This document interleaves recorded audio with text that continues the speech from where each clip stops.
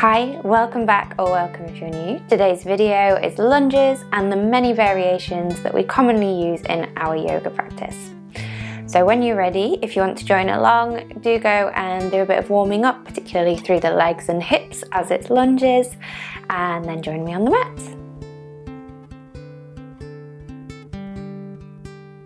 As I say, there are many variations of the lunge and places to go from a lunge, so many that we could be doing this for hours. So we'll just go over a few of the main ones that we will do regularly in a yoga practice. You might find some bricks or blocks helpful, especially if you have shorter arms like me. They can come in very handy. Don't worry if you don't have them. A few books piled up would do the job, or you may find you reach the mat happily and you don't need them at all. Lovely. We're going to start by coming to a tabletop position.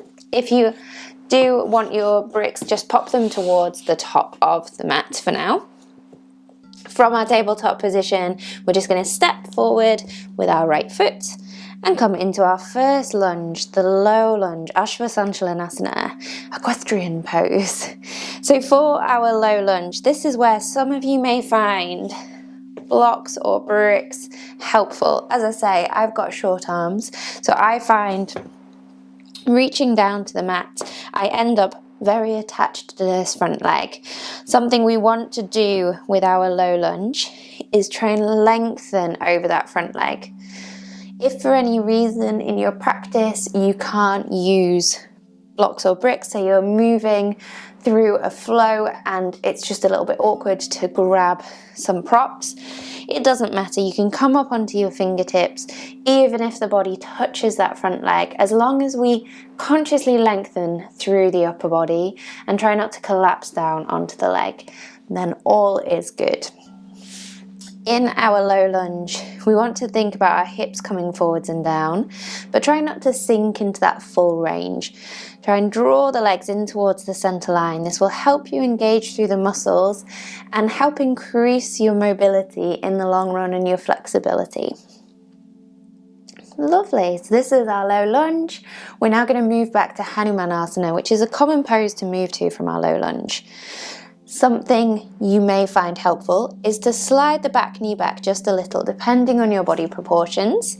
Then we can draw the hips back and bring the front toes towards us. Again, you can use the blocks or bricks, or hands can be on the mat. You may find it helps to walk the hands up towards the body. They don't have to stay down by the foot, or they can stay down towards the foot. Thinking about lengthening, imagining your chest is heading towards the top of the foot. You may find that your body weight drops towards the left hip here. Try and bring it back towards center. Great. Then we'll bend again into that knee. Draw the weight forwards. And we'll come into a crescent lunge. For this, we just reach the arms up. Particularly now the upper body is lifted, imagine that drawing in of the legs towards the center line. That'll create stability as you reach up. You can always take a little back bend here, or you can stay just lengthening up through the spine. Then we bring the hands back down. We can draw the hips back slightly to bring that leg back in. Fab. Let's give it a go on the other side. So stepping forwards into your low lunge. Again, think about the weight coming forwards and down, but not dropping into that full range. It can be a nice variation of this pose to shorten your stance slightly and work more with that front ankle mobility. There used to be a fun yoga myth that we couldn't take our knees beyond our toes, which, it's just one of those yoga myths that appeared. There's many actions in life that require your knees to go beyond your toes, i.e. walking upstairs, sitting down, standing up. It happens all the time. What we can do is work on our ankle mobility, which helps us in many yoga poses, and it helps us in lots of things in life. So bringing your knee beyond your toes is a good one to do. So feel free to give that a go. When the knee comes further forward, think about pushing the heel down towards the mat. That'll help you find that stretch into the ankle and the back of the and the heel and into the calf. Can't get my words out today. So feel free to try a shorter stance on your lunge, or you can play around with how it feels different, where you feel it in different parts of your body according to how long your stance is. Let's move back again into hanumanasana, drawing the toes towards you. So half split pose. Notice if you drop towards the right hip, try and come back to center. Something I had a discussion with some students about this week is how with hanumanasana, it is an asymmetrical pose. So even bringing your hips back towards center, you won't feel entirely balanced between the two sides because one leg is forward and one leg is back. Our back leg is taking a lot of our weight, which means that our hand that's the same arm to the leg that's stretched away will take more weight than the hand that's with the bent knee. So don't worry if you don't feel like the hands are taking even weight. Great, we'll bend again into that knee, weight forward, reach the arms up, crescent lunge. In this one, I find a helpful thing to think about is a little tuck of the tailbone. It helps you engage through the hips, through the pelvis, so that when you reach up into that back bend, you have more stability to extend up and back from. Some of you though might find you naturally do that anyway, depending on your natural pelvic tilt. Great, we'll come back through center, pop the hands down, and step the foot back.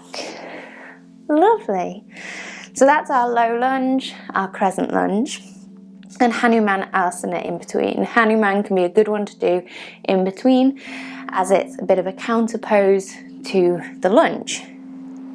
Next, we will look at lizard. So lizard pose, similar to a lunge, but our knee is going to the outside of our hands. So let's pop the hands down and step the right foot to the outside of the right hand. Once we've come here, you have a few options with lizard pose. Your back knee can stay down, or you can tuck the toes and lift the back knee. Maybe spending a few breaths in one and then the other. Again, notice and be curious about how it changes that stretch. You also have a choice with your upper body. Whichever we choose, we want to be lengthening through the upper body, like with our low lunge, trying not to collapse down. But if you like, you can try coming down towards your elbows. You'll find that that outside elbow comes down a little bit easier than the inside elbow. Don't worry if that's the case, but try not to drop towards the left elbow. So try and keep the weight towards center.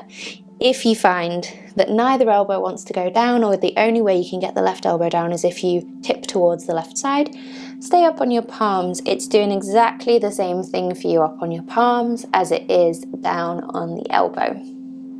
Great. We'll then draw the hips back, slide that right foot back, and we'll step the left foot forwards. Again, coming into lizard, your choice. You can keep the back knee down. You can try lifting it, see how that feels. I often find a little rock back and forwards on my back toes helps to settle into this pose nice and gently. And something else we want to think about with lizard is notice if that front knee is wanting to roll out as our body comes inside that knee. If that's the case, consciously try and tuck it in. It wants to be tucked in towards that, the same arm as the same arm as the leg. So you're tucking it in towards that arm, towards that shoulder. If it still really wants to roll out, try turning the toes out slightly. That can sometimes help to bring the knee back in. You can always try coming down. One side often feels quite different from the other, so you may find you can get down onto the elbows on this side and you couldn't on the other. Don't worry if that's the case. Great, and then we'll draw the hips back.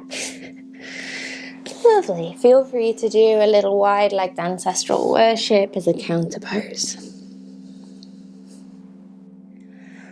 Brilliant. And we're going to come up to standing for our last lunge that we're going to talk about, which is our high lunge.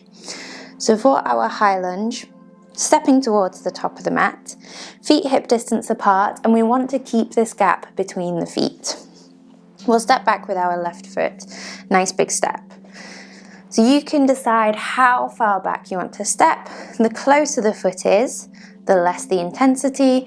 The further back the foot is, the higher the intensity.